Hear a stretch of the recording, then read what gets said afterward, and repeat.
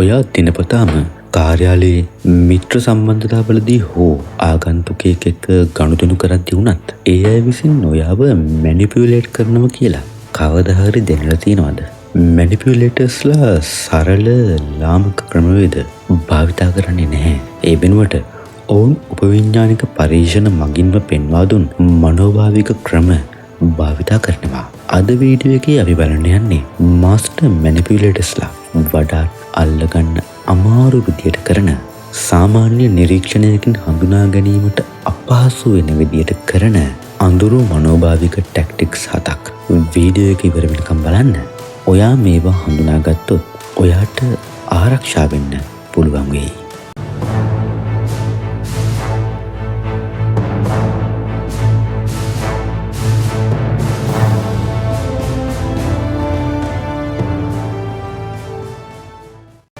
අංක 1. සංවාදය තුළ අයිතිය පතුරවා හැරීම. ඔයා කවදා හරි කෙනෙක් එක්ක සංවාදයක් ගොඩනගාගෙන යද්දී හැම වෙලාවෙම සංවාදයේ වාසිය ඒ කෙනාගේ පැත්තට ඇදිලා යනවා කියලා ඔයාට හැඟිලා තියෙනවද? මේක හැම වෙලාවෙම අහම්බයක් නෙවෙයි. දක්ෂ මැනිපියුලේටර්ස්ලා ඉන්නවා. ඔයාටත් නොදැනීම එයාගේ දේවල් වලට ඔයාගේ එකඟතාවය ලබා ගන්න ඔවුන් යටි උපක්‍රම පාවිච්චි කරනවා. අඳුරු මනෝවිද්‍යාත්මක ක්‍රම භාවිතයෙන් සංවාදයක් තුළ තමන්ගේ බලය යටි ලේයරයක්සේ පතුරවා හැරීම මැනිපියුලේටර්ස්ලාගේ ක්‍රමවේදයක්. ඉතින් ඔයාට මේ දේ දැනෙනවා නම් ඒ කෙනා එක්ක සංවාදයට යද්දී බොහෝම ප්‍රවේශමෙන්. අංක 2. තාක්ෂණික දුර්වල බව. කවදා හරි කෙනෙක් ඔයාගේ දුර්වලකම් සමාජයේ ප්‍රසිද්ධ කරන්න උත්සාහ කරනවා කියලා ඔයාට දැනෙලා තියෙනවද? සමහර විට මේ කෙනා ඔයාගේ හොඳම යාළුවෙක් විදියට පෙනී ඉන්න කෙනෙක් වෙන්නත් පුළුවන්. වටේ ඉන්න අයගේ මුවකට සිනහවක් නංවන්න ඔයාගේ යම් දුර්වලකම ෂෙයා කරන කෙනෙක් ඔයාගේ මතකයට එනවද? හැමෝම මෙහෙම නොවෙන්නත් පුළුවන්. හැබැයි දක්ෂ මැනිපියුලේටර්ස්ලා ගණනය කරලා ඒ දේ කරනවා. ඔයාගේ සීමාවන් පිළිබඳව රාමුවක් හදාගන්නවා. ඒ රාමුවෙන් පිටතට යන්න ඔයාට ධෛර්යයක් නැති වෙනවා. මේ දේ භාවිතා කරලා එයා ඔයාගෙන් ගොඩක් ප්‍රයෝජන ගන්නවා. මේ දේ ගැන වැඩියෙන් අධ්‍යයනය කරන්න කැමති නම් එරික් බර්න් ලියපු Games People Play කියන පොත අධ්‍යයනය කරලා බලන්න. අංක 3. විරුද්ධාකාර නැංගුරම්කරණය. මේක ඔයාට ගොඩක් වෙලාවට සාප්පු සංකීර්ණවල ගනුදෙනු කතා කරන්න යද්දී අත්දකින්න පුළුවන් ක්‍රමවේදයක්. බොහෝ කූට වෙළෙන්දන් මුලින්ම ඔවුන් ලබා දෙන ප්‍රදානය වෙනුවෙන් ඉතා ඉහළ අගයක් ඉදිරිපත් කරනවා. මෙය ඉතාමත් ඉහළ අගයක් බව දැනෙන නිසා ඔබ එය ප්‍රතික්ෂේප කරනවා. ඉන්පසුව ඊට අඩු සාමාන්‍ය අගයක් විදියට ඔවුන් බලාපොරොත්තු වන අගය කිසිම පැකිලීමකින් තොරව ඔවුන් ඉදිරිපත් කරනවා. ඔබට නොදැනුවත්වම එය සාධාරණයයි හැඟෙනවා. මෙයට හේතුව ඔවුන් මුලින්ම ඉදිරිපත් කළ අදහස ඔබේ හිතේ නැංගුරම් ලා ගැනීමයි. ඔයාටත් මේ විදි මතක් වෙනවද? කවදා හරි දවසක කූට වෙළෙන්දෙක් ඔයාව රැවට්ටුවා කියලා? අංක 4.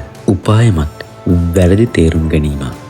මේක මැනිපියුලේටර්ස්ලා භාවිතා කරන ඉතාම දරුණුම උපක්‍රමයක්. හිතන්න ඔයාලා දෙන්න අතර සංවාදයක් වෙනවා. ඔයා විහිළුවකට කියපු දෙයක් එයා සීරියස් අරගෙන ඔයාත් එක්ක තරහ වෙන්නෙනවා. එතකොට ඔයාගේ හිතේ ඇති වෙන්නේ වරදකාරී හැඟීමක්. ඒ අවස්ථාවේ ඔයා තමන් වැරදි නැති බව ඔප්පු කිරීම වෙනුවෙන් සාධක ඉදිරිපත් කරනවා. ඔයා කලේ විහිළුවක් බව එයාට පැහැදිලි කරනවා. මේක එක්තරා ආකාරයකින් ඔබ ඔහුට බැගෑපත්වීමක් විදියට දැනෙන්නේ නැද්ද?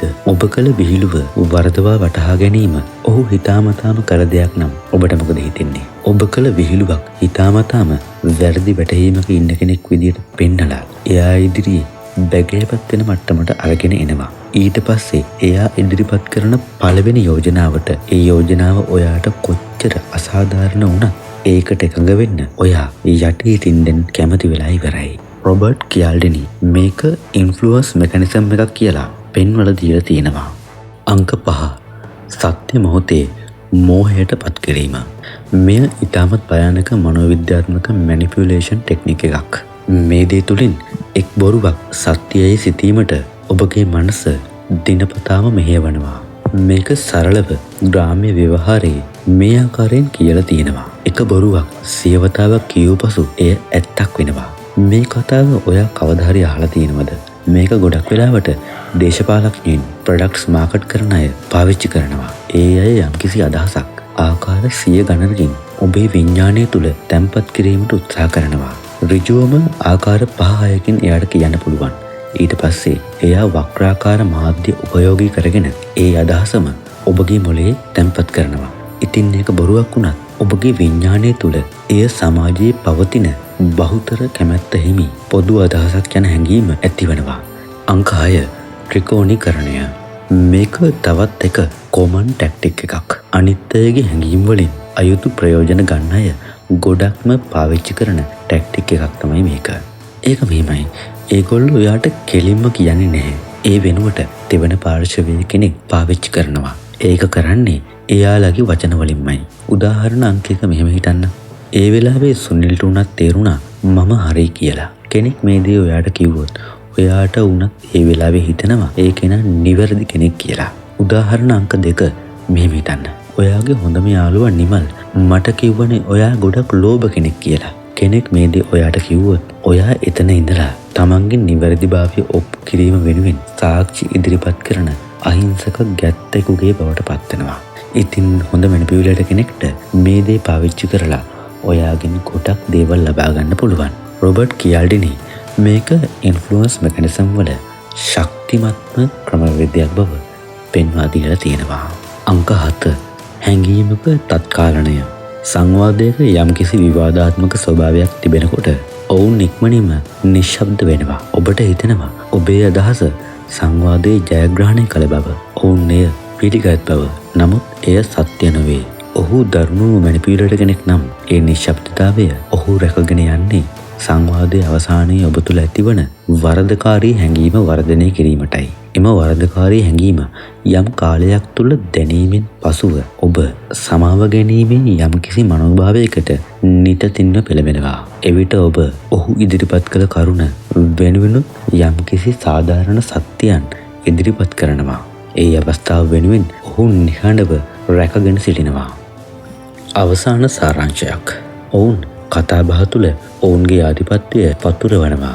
ඔවුන් ඔබ දුර්බලයෙකු බව පෙන්වීමට කටයුතු කරනවා. ඔවුන් මුලින්ම විශාල අගයක් ඉදිරිපත් කරමින් ඔබව මුලා කොට පසුව ඔවුන්ගේ සැබෑම අරමුණ සියුම් දෙයක් ලෙස ඔබට පෙනෙන ආකාරයෙන් ඉදිරිපත් කරනවා.